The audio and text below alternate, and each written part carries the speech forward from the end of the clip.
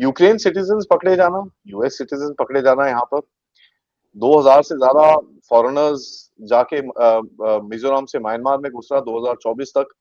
उसके बाद of course in align permit और ये सब चीजें लगाई गई, लेकिन अभी भी हमने ये देखा, ये इंसिडेंट हुआ। जिस तरह से भारत के ऊपर फेक न्यूज का अटैक हुआ है पिछले कुछ दिनों के अंदर, all these things hint eight something that इस टाइम पे कुछ ना कुछ फोकस है कि भाई कहीं ना कहीं भारत में भी थोड़ी सी आग लगाई जाए। वो थोड़ी हो बड़ी हो वो तो डिपेंड करेगा सिचुएशन पर। बात करते हैं इसके बारे में। नमस्कार, जय हिंद, जय Bharat and welcome to Def Talks. पतिजीत भाई, व्हाट डू यू थिंक यार? ये क्या नमस्कार है अजय भाई। ये? कुकी लैंड का दोबारा कुकी लेके खड़े हो गए क्या? ये तो काफी टाइम से चल रहा है। ये तो जब वो मणिपुर में वायलेंस शुरू हुआ था उस टाइम भी अंदाजा था कि कि एक्सटर्नल एलिमेंट्स इन्वॉल्व है। और अगर आप याद करें कि शेख हसीना ने जो कहा, what the reason for which that's whatever happened in Bangladesh, उन्होंने क्लियरली उन्होंने बोल दी थी कि कुछ लोगों का यहाँ पे मनसा है कि एक सेपरेट देश बनाने का। तो that may not be that easy. ठीक है कि यहाँ पे मिजोरम के जो स्टेट गवर्नमेंट ने काफी इनिशिएटिव्स लिया है इसको न्यूट्रलाइज करने में जो रिस्क है। और आज हाँ, थ्रेट्स है, प्रॉब्लम्स है।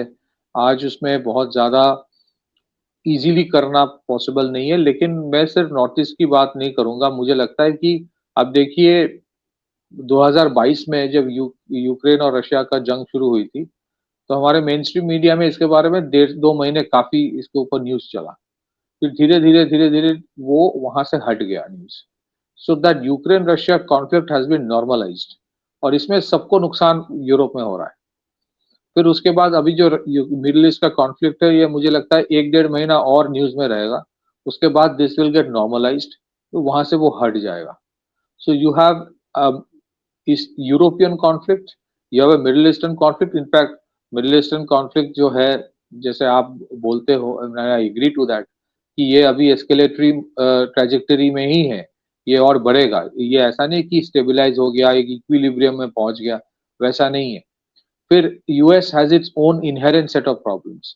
एक मिड टर्म इलेक्शन आ रहा है और वहां पे ये, I don't know what their out actual plan was, लेकिन पॉलिटिकली अगर आप देखें कि बिफोर मिड टर्म इलेक्शन जो स्थिति अभी है, because of social media, generally America में पीपल, हम जो भी बोल रहे, American actually don't like war. मतलब I am talking about the very very common American, मैं अमेरिकन एस्टेब्लिशमेंट की बात नहीं कर रहा हूँ। तो ये जो कॉन्फ्लिक्ट चल रहा है, because it did not and with in a specified time, इसका एक इम्पैक्ट मिड टर्म में पड़ सकता है। तेल की कीमत वहां पे बढ़ रहा है, टैरिफ लेके इश्यूज है। US has is own set of problem, China की अलग प्रॉब्लम्स है। बाकी जितने, अच्छा, देयर इज अनदर कॉन्फ्लिक्ट जो अभी शुरू हुआ है, अफगानिस्तान और पाकिस्तान। तो वो बेल्ट जो है उसका अलग एक इम्पैक्ट होने वाला है। That place will get devastated, क्योंकि अफगानिस्तान कन्वेंशनल किसके पास कितना हथियार है उस चीज में ना जाके अफगानिस्तान कैसे लड़ते हैं जंग, अगर उसके ऊपर कोई ध्यान दे तो पता चलेगा कि ये जंग वो भी वैसे ही लड़ेगा अगेंस्ट पाकिस्तान जिस तरह से इन्होंने यूएस के खिलाफ लड़ा है 20 साल तक। So that place is burning. Smaller countries Bangladesh की तरह जो है उनकी तो बात ही मत करिए, उनकी तो हालत इतना खराब है। There are many other places, they are in deep mess. Africa में कॉन्फ्लिक्ट जिस दिन नहीं होता है वो खबर होता है। अफ्रीका में अगर तनाव है कॉन्टिनेंट्स में, तो कॉन्टिनेंटल जो उनके प्रॉब्लम्स है वो खबर नहीं होता, because it has become so normalized. तो इन सब के बीच अगर आप देखें, आई विल नॉट से कि India is an exception, but India is among the very few countries जहां पे रिलेटिव स्टेबिलिटी है। चैलेंजेस हमारे है नहीं, मैं वो नहीं बोलूंगा, बट रिलेटिव स्टेबिलिटी है। आप रात को सोने नहीं जाते हो ये सोच के कि सुबह कितने बजे बम गिरेगा, ये नहीं सोचते हो। यू डोंट थिंक अबाउट कि कल सुबह पता नहीं देख पाऊंगा कि नहीं। You don't go out into the city and look at destruction and rubble all around. हाँ, इसी वजह से क्या हुआ, हमारे प्रॉब्लम्स दूसरे लेवल का होता है। हमारे गैस के लिए लोगों को आधा घंटा खड़ा ज्यादा होना पड़ेगा, 25 दिन में क्यों आ रहा है, 5 मिनट में क्यों नहीं आ रहा है, वो हमारे देश में बहुत बड़ा टॉपिक है। तो क्योंकि हमारे परसेप्शन ऑफ प्रॉब्लम्स जो है ना, क्योंकि बहुत ज्यादा स्टेबिलिटी है रिलेटिवली, तो we don't know what is happening. Most people don't realize what is happening in the other parts of the world. So but anyways, if you look at India, investments की बात होती है, problems है, but in spite of that GDP growth की बात होती है। Elections अपने चैलेंज लेवल पे हो रही है, everything is relatively look so fine, relatively when you look at what is happening in other countries. Issue is क्या आपको स्टेबल रहने दिया जाएगा, या फिर is the world very happy कि भाई आप खुश हो, मतलब आप स्टेबल हो। आप सोचिए मिडिल ईस्ट में Abu Dhabi, Dubai, they were preferred destinations for Indians for travel, holiday, buying a additional property. People used to take pride, मैं दुबई में रहता हूं, आज हाल देखिए सबका। कंट्रीज लाइक सऊदी अरब, इन्होंने जंग नहीं देखा है for the last 40, 50, 60 years. Today an incoming missile is hitting their critical infrastructures. उनके जो कोर इकोनॉमिक इंफ्रास्ट्रक्चर है उसको हिट कर रहा है। Middle east story is in a very bad shape right now. 3 साल बाद क्या होगा मुझे पता नहीं, but right now they are in a deep mess. इससे रिकवर करने में भी उनको बहुत टाइम लग जाएगा। फिर जो एग्जोडस हो रहा है, एग्जोडस जो वहां से लोग हो रहा है ना, उसके वजह से people are scared to work. So as it is उनके खुद के पॉपुलेशन उतना इसमें इन्वॉल्व नहीं होता है काम में, जो हार्ड कोर काम होता है, ब्रास ट्रैक्स, मतलब कंस्ट्रक्शन वर्क, ऑयल रिग में जो काम होता है, ये सब में it is all the expat population. Expat population भाग रहा है, सो उनको रिकवर करने में टाइम लगेगा। America has its own set of challenges, $39-40 trillion का जो डेट है। तो इन सबके बीच अगर सबको लगे कि यार इंडिया हर चीज में मजा ले रहा है, इसको भी थोड़ा प्रॉब्लम में डालो, will that be very very surprising to think और exceptional to think. And that is why जब हर जगह आग लगी है और आपके यहाँ रिलेटिव स्टेबिलिटी है, that means you should be 100% more cautious. मुझे ये लगता है it is time for extra alert कि there will be problems that will be created. और ऐसा नहीं है कि फॉल्ट लाइंस देश में है नहीं, फॉल्ट लाइंस है। और आज आप देखेंगे सोशल मीडिया से किस तरह से डिसइंफॉर्मेशन स्प्रेड किया जाता है। The government will have to be very alert. Alert का मतलब ये नहीं कि सिर्फ कोई एक साइट को बंद कर दो, वो चीज नहीं है। आई एम सेइंग कि अगर कहीं पे आपको लगे कि this decision may have a negative consequence, उसको थोड़ा टाल दो। Really taking 2 steps back at times make sense, मुझे लगता है। This is my personal humble opinion, क्योंकि आज situations are very bad all across. ऐसा सो इंडिया में भी रिलेटिव स्टेबिलिटी काफी है, बट हाँ, जब आपके छोटे छोटे चीजों में प्रॉब्लम यहाँ पे भी आएगा। एक एलपीजी वाला टेम्पररी स्मॉल इशू है बट है, स्टॉक मार्केट वाला टेम्पररी है बट है। सो कॉन्सिक्वेंट लोगों का, लॉट ऑफ पीपल जिनके लोग फैमिली में कोई मिडिल ईस्ट में काम कर रहा है, तनाव है। In the middle of that how what do you have to be very careful. Number 1, एक इलेक्शन, बहुत इंपॉर्टेंट इलेक्शन आ रहा है, टू इंश्योर कि इस इलेक्शन में एक्सटर्नल इंटरफेरेंस ना हो, और होने की चांसेस है। हो सकता है somebody will say कि ये तो स्टेट इलेक्शन है, स्टेट इलेक्शन है but in very sensitive border states. State election है but in sensitive border states, and that will decide a lot of thing. India को अगर एंटी इन्फिल्ट्रेशन ग्रिड स्ट्रॉन्ग करना है तो इसके लिए these elections are very important. Number 1। Number 2, देखिए economy जितना ग्लोबली इंटीग्रेटेड होता है, इकोनॉमी जितना बढ़ता है, $4 ट्रिलियन इकोनॉमी अगर 7.5% की ग्रोथ की बात होती है, तो वहां पे 1% इधर उधर से बहुत इंपैक्ट आ जाता है। सो आजकल disinformation has a tremendous impact on immediate impact, it might not have a long term impact. Stock market में इंपैक्ट आ जाता है इसमें। So people are always in a panic state. So so you have to be very careful. फिर हमारे जो traditional fault lines हैं, I feel sad कि 75-76 years आफ्टर इंडिपेंडेंस आज तक हम कास्ट इशू को सॉल्व नहीं कर पाए। And there are grievances from both sides. Even the general category has its own set of grievances. कहीं कहीं there are issues that has to be addressed. अगर आप सोशल मीडिया देखें तो आपको दिखेगा there are grievances about alleged misuse of the SC/ST Act. Now these are fault lines. Nobody is against an SC/ST Act to protect the marginalized communities, या जो traditionally जिनको बोला जाता है vulnerable है। बट अगर उसका अगर मिसयूज ज्यादा हो रहा है, that has to be addressed. So these issues are being raised. आजकल सोशल मीडिया में people are speaking out जो पहले नहीं था. तो इट इज नॉट नेसेसरी कि एक्सटर्नल एलिमेंट्स ही इन्वॉल्व प्रॉब्लम क्रिएट करेगा. इसी को कोई अगर थोड़ा सा और चिंगारी दे दे, दैट क्रिएट्स सोशल केओस. और आज ऐसे स्थिति है, maintaining the basic premise of stability is very important. हाँ, कहीं कहीं not that every debate has to be taken seriously, not that every discussion जो भी ट्रेंड कर रहा है सोशल मीडिया में उसको सीरियसली लेके काम करो, बट देयर आर सर्टेन जिसको कहता है ना ग्रीन शूट्स आपको दिखता है. दीज आर एरियाज जहां पे आपको लग रहा है कि these are problematic. So I think sometimes tactical silence may work, but sometimes you have to start addressing.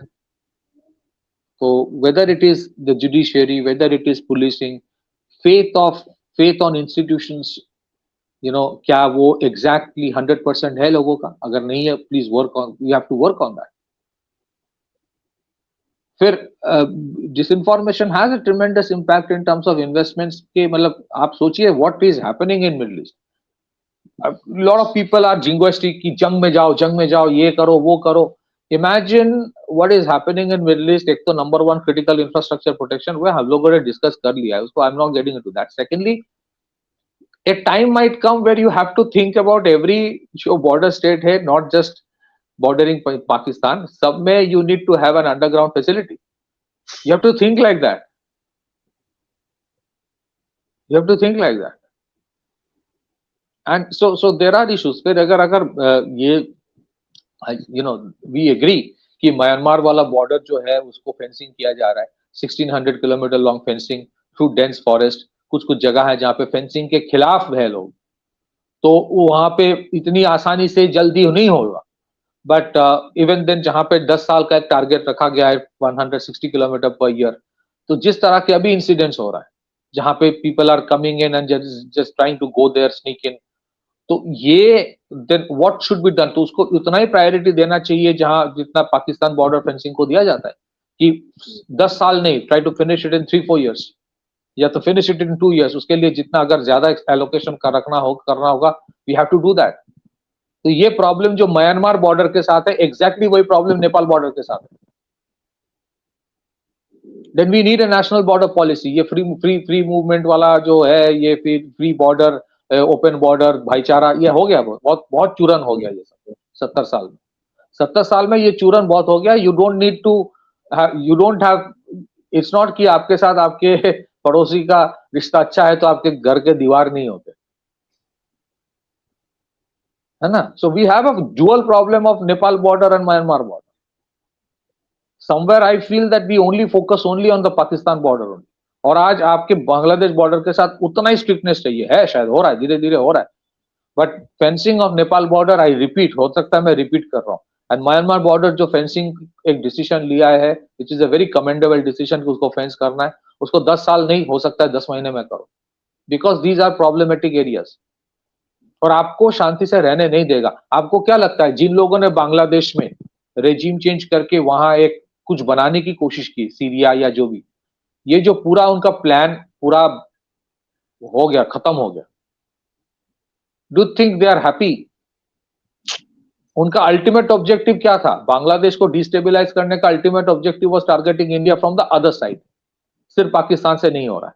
Are they going to settle down there only? चलो बांग्लादेश में एक्सट्रीमिस्ट जितने से थे या फिर जो रेडिकल थे, they could not win the election.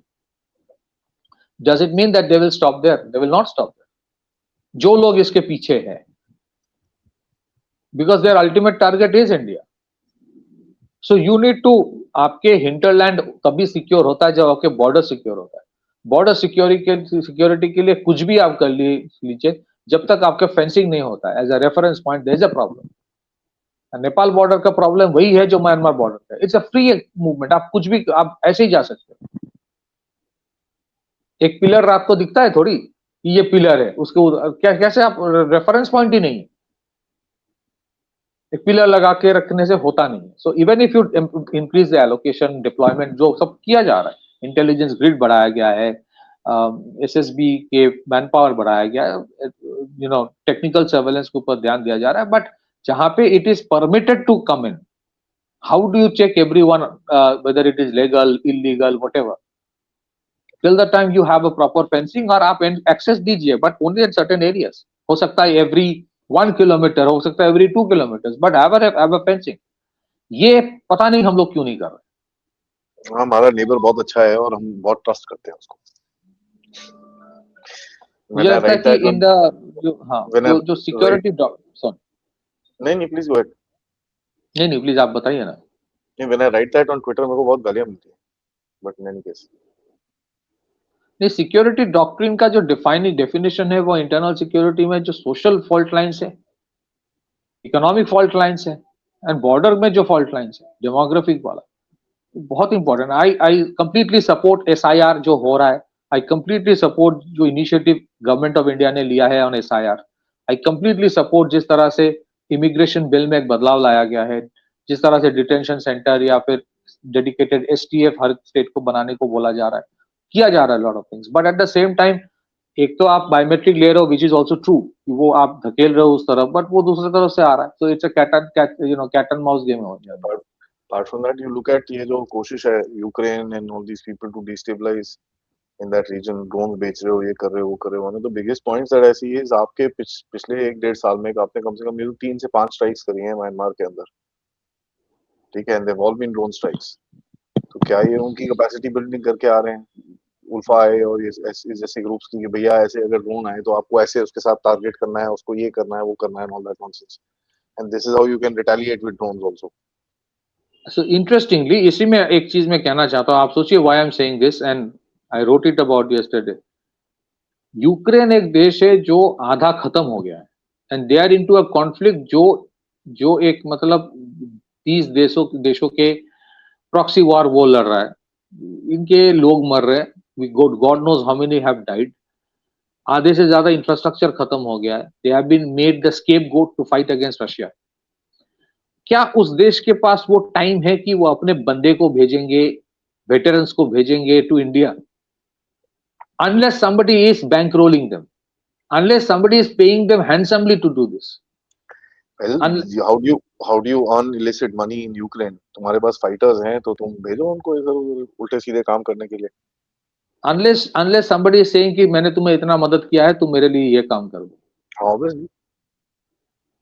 And you would always see, बहुत टाइम ये हुआ है, this is not the first time, सिर्फ यूक्रेनियंस नहीं है, अंकल सैम के भी बहुत लोग इधर आते रहते हैं। तो ये इनके जो लोग हैं ना, यू वुड ऑलवेज सी कि वो आते हैं कि मिशनरीज काम करने आ रहे हैं।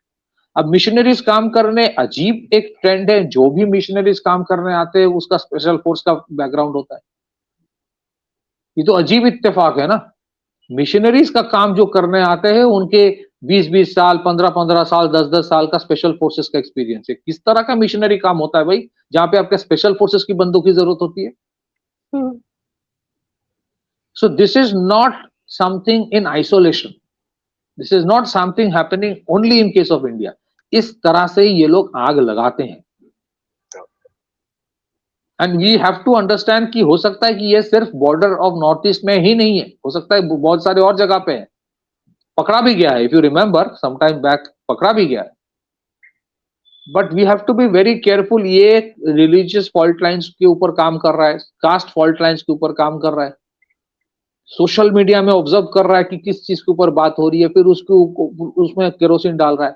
सो I think we need to be very very alert and preemptive as a country, preemptive. और फॉल्ट लाइंस को एड्रेस करना बहुत जरूरी हो गया। टैक्टिकल साइलेंस मे और may not work anymore. Engage in dialogues, मुझे लगता है। नहीं, कहीं ना कहीं something needs to be done, and I am sure हो रहा होगा। ऑब्वियसली पब्लिक में नहीं आएगा, but the plain fact is if two common citizens like you and me can pick up that there is something happening, there is some game which is being played around, कुछ ना कुछ तो चल रहा है। I agree, no 100%. There is a lot of work the government of India is doing behind the curtain. I'm saying the other side is doing. I don't know what the government of India is doing. Obviously मेरे पास phone तो नहीं आता उनका, आपके पास आता हो मुझे पता नहीं, बट नहीं मैं वो आई एम सेइंग कि जनरली देखिए, अगर देश स्टेबल है ना, इन spite of all the challenges, अगर आपका रिश्ता आपने ईरान के साथ अच्छा रखा, अरब के साथ अच्छा रखा, अमेरिका के साथ एक वर्किंग फंक्शनल रिलेशनशिप है, इजराइल के साथ अच्छा रिश्ता है, that means you have done something very right. I will not deny that. Military modernization, internal security सब जगह पे अच्छा काम हुआ है. All I'm saying is that ये जो सोशल मीडिया के आप ट्रेंड्स देखेंगे कि लोगों में बहस जो है ना इतना ज्यादा बढ़ गया है, and that is a bad trend. बहस अगर इकोनॉमिक इश्यूज पे होता है तो ठीक है, बट बहस हो रहा है बहुत सारे एसेट सेंसिटिव इश्यूज के ऊपर. That means there are issues that needs to be addressed, ताकि वो कल एक बहुत बड़ा फॉल्ट लाइन ना बन जाए.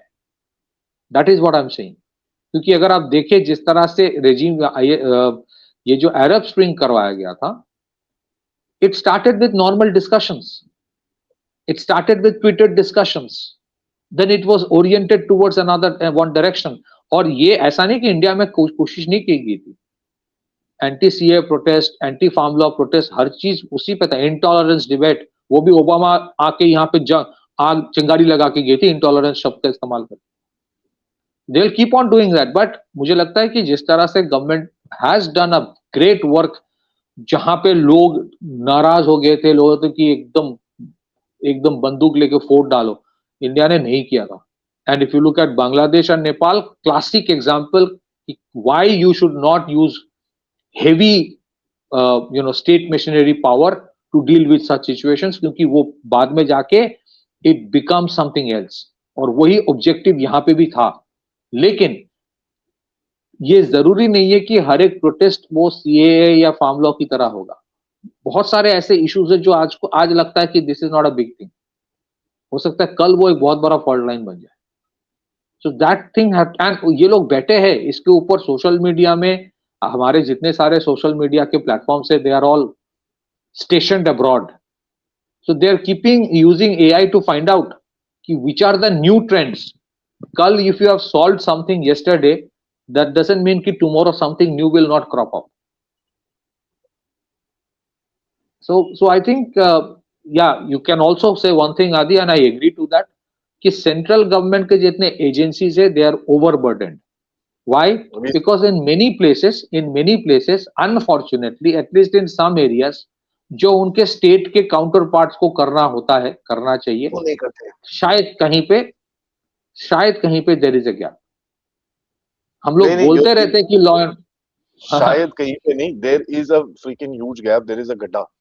ठीक है, तो आप बड़े पोलाइट हो रहे हो, तो मैं एम सॉरी बट मैं इंटरजेक्ट नहीं करना चाहता हूं, but you are being very extremely polite. साहब गड्ढा है. ठीक है, जो सेंट्रल एजेंसीज है वो बहुत अच्छा काम कर रही हैं, but trust me some of the state agencies, यार, if they are not leading and abetting, they just the fact that they are looking the other direction. मैं ये नहीं बोल रहा कि कोई मतलब एड कर रहा है उसको और वो करा रहा है, but just the share fact कि ये दूसरी तरफ देखते हैं, when all this stuff happens, it creates a lot of problems. हाँ, मतलब law and order state subject बोला जाता है, लेकिन क्या लॉ एंड ऑर्डर को ठीक रखने के लिए, ताकि कल कोई लॉ एंड ऑर्डर प्रॉब्लम ना हो, मतलब law and order is a state subject में मोस्ट ऑफ द टाइम क्या किया जाता है, झमेला आ रहा है, अरे रोक दो, सबको रोक दो, but don't address the problem. State subject बोला जाता है, but are the states doing enough to take care of law and order of tomorrow? That is a very big question. So I am not trying to question anybody, but the state central agencies are overburdened.